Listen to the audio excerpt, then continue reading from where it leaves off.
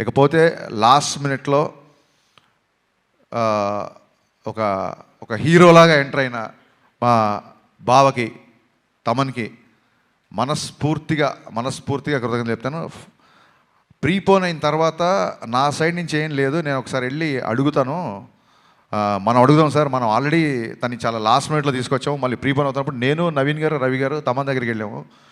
ఇలా డిస్ట్రిబ్యూటర్లు, ఎగ్జిబ్యూటర్లు అందరూ ప్రీపోన్ చేద్దాం అంటున్నారు, నీకు అసలే చాలా తక్కువ టైం ఇచ్చాను, అందులోంచి ఇంకో 1 వీక్ వచ్చేస్తాను. ఎందుకంటే 19th సినిమా రిలీజ్ అవ్వాలంటే ప్రింట్ చూడడానికి 19th, కానీ తమనికి ఇంకో 3 రోజులు తక్కువే ఉంటుంది. ఓవర్సీస్కి అతని డెడ్ లైన్ వచ్చేసి 16వ తారీఖే. సో నేను టెన్షన్ పడిపోయా. ఫస్ట్ మామూలుగానే 26th అనుకున్నాం, 19th అంటే 19th కదా, 26th కల్లా సౌండ్ రెడీ అయిపోయి ఓవర్సీస్కి వెళ్ళిపోవాలి. చాలా తక్కువ టైం, ఆల్మోస్ట్ 12-13 రోజులు టైము.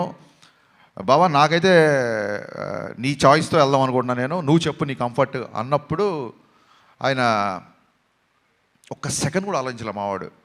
ఓకే చేసేద్దాం, ఏముంది, ఇంకో 2-3 గంటలు ఎక్కువ కష్టపడదాం ఉన్నాడు. Thank you Baba, hats off.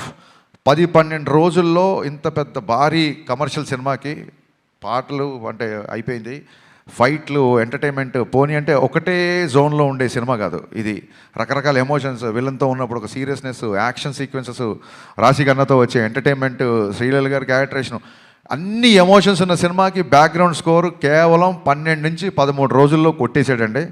నిన్న చూసిన తర్వాత తమన్ పర్ఫార్మెన్స్ బద్దలైపోయిందని బయటకు వస్తారు. ఫస్ట్ సినిమాల నుంచి బయటకు వచ్చినప్పుడు తమన్ గురించే మాట్లాడుకుంటారు. ఇందులో నాకు ఏ మొహమాటం లేదు, తమన్ గారి గురించే మాట్లాడుకుంటారు first. Thank you Baba, thank you, so sweet of you.